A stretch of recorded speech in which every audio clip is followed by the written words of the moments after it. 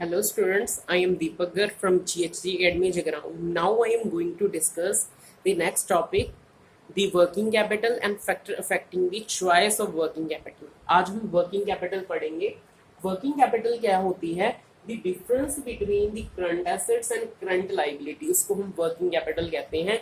हमारी current assets और current liability का difference calculate करके जो अमाउंट निकलती है वो वर्किंग कैपिटल होती है.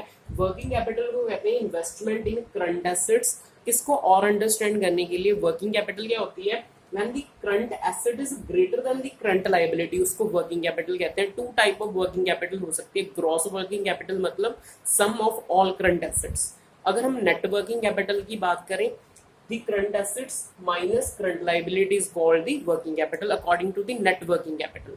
अब हम समझेंगे factor affecting the working capital requirement. कौन कौन से हम मतलब जो फैक्टर हैं वो ध्यान में रखेंगे.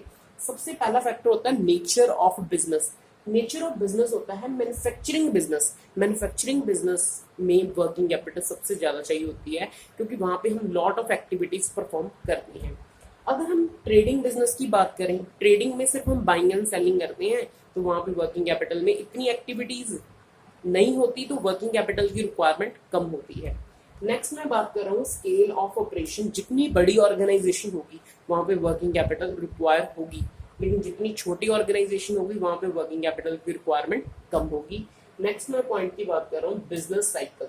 बिजनेस साइकिल, हर बिजनेस में अप एंड डाउन चलते रहते हैं. आपको हम बूम से रिप्रेजेंट करते हैं. बूम का मीनिंग होता है तेजी. वहां पे वर्किंग कैपिटल चाहिए होगी बिजनेस को रन करने के लिए, सेल ग्रोथ के लिए, है ना, डिमांड को पुश करने के लिए. वहां ऑलरेडी सेल में ग्रोथ है लेकिन और ज्यादा उसको मेंटेन रखने के लिए. लेकिन जब डिप्रेशन है, नो सेल नो डिमांड, तो वहां पे वर्किंग कैपिटल लिटिल बिट चाहिए होगी, मतलब लेस चाहिए होगी. नेक्स्ट बात है प्रोडक्शन साइकिल. जितना प्रोडक्शन साइकिल लंबा होगा उतनी वर्किंग कैपिटल ज्यादा चाहिए क्योंकि वहां पे प्रोडक्शन एंड सेल को हमने मेंटेन करना है. जितना प्रोडक्शन साइकिल छोटा होगा वहां पे वर्किंग कैपिटल कम चाहिए. नेक्स्ट है क्रेडिट अलाउडेड. अगर हम कैश पे चीजें बेच रहे हैं तो वर्किंग कैपिटल की रिक्वायरमेंट कम होगी क्योंकि वी हैव ऑलरेडी कैश. अगर कैश हम सेल हम क्रेडिट पे कर रहे हैं, उधार पे बेच रहे हैं, तो हमें वर्किंग कैपिटल चाहिए क्योंकि हमने तो उधार पे सेल किया है ना. हमारे पास अभी पैसा तो आना ही है, 3 महीने बाद 2 महीने बाद फिर आएगा, तो इसलिए हमें वर्किंग कैपिटल चाहिए. नेक्स्ट है credit availed. Credit availed mean अगर हमें इनपुट्स जो जिससे हम प्रोडक्शन करेंगे, है ना, जिससे हम अपना बिजनेस चलाएंगे, प्रोसेसिंग होगी, वो हमने क्रेडिट पे अवेल करा है तो हमें वहां पे वर्किंग कैपिटल मिल गया है, तो हमें वर्किंग कैपिटल कम चाहिए.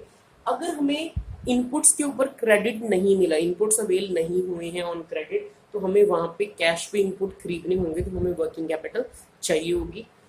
नेक्स्ट पॉइंट है अवेलेबिलिटी ऑफ रॉ मटेरियल. अगर रॉ मटेरियल इजीली अवेलेबल है तो हमें मतलब कोई प्रॉब्लम नहीं क्रिएट हुई तो हमें वर्किंग कैपिटल कम चाहिए. अगर डिफिकल्टीज आ रही है रॉ मटेरियल्स को अवेल करने में तो वहां पे वर्किंग कैपिटल की रिक्वायरमेंट ज्यादा होगी. नेक्स्ट पॉइंट में बात कर रहा हूँ सीजनल फैक्टर. सीजनल फैक्टर कुछ चीजें होती हैं जिनकी डिमांड ऑन द सीजन होती है, सीजनल बेसिस पे होती है, पर्टिकुलर पीरियड में होती है. तो दो तरह के सीजन हो सकते हैं, कुछ पीक पीरियड होते हैं, कुछ लीन पीरियड होते हैं. पीक में ज्यादा होगी वर्किंग कैपिटल की requirement as compare to lean season. तो आज मैंने आपको थोड़े से फैक्टर बताए हैं. ये थोड़े से फैक्टर ये रिप्रेजेंट कर रहे हैं कि हमें वर्किंग कैपिटल की रिक्वायरमेंट कम ज्यादा कैसे है. जी, एक बिजनेसमैन ने देखना है कि वो वर्किंग कैपिटल रिक्वायरमेंट को कैसे मैनेज करेगा. उसने मतलब कैसे एक बिजनेस में मैनेज करना है वर्किंग कैपिटल, कि वर्किंग कैपिटल वो ज्यादा चाहिए या कम चाहिए. यहाँ पे मैंने मोर लेस लिखने का मतलब the requirement of working capital is more and less according to some factor. और भी हो सकते हैं, जैसे ग्रोथ के फैक्टर हो सकते हैं, ठीक है, लेवल ऑफ कंपटीशन हो सकता है.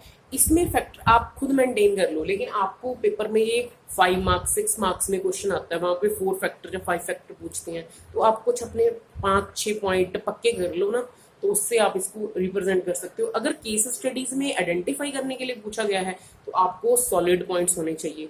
तो मैंने आपको कुछ मतलब मेन की पॉइंट्स बताए हैं, तो इनसे आप इजीली अपने क्वेश्चंस को बना सकते हो. अगर आपको मेरा वीडियो कंटेंट अच्छा लगा है, ठीक है, आफ्टर माय वीडियो लिसनिंग, ठीक है, तो आप मेरी वीडियो को ज्यादा से ज्यादा व्यू करें, लाइक करें, शेयर करें, और मेरे चैनल का नाम है बिजनेस स्टडीज मंत्रा, उसको ज्यादा से ज्यादा सब्सक्राइब करिएगा.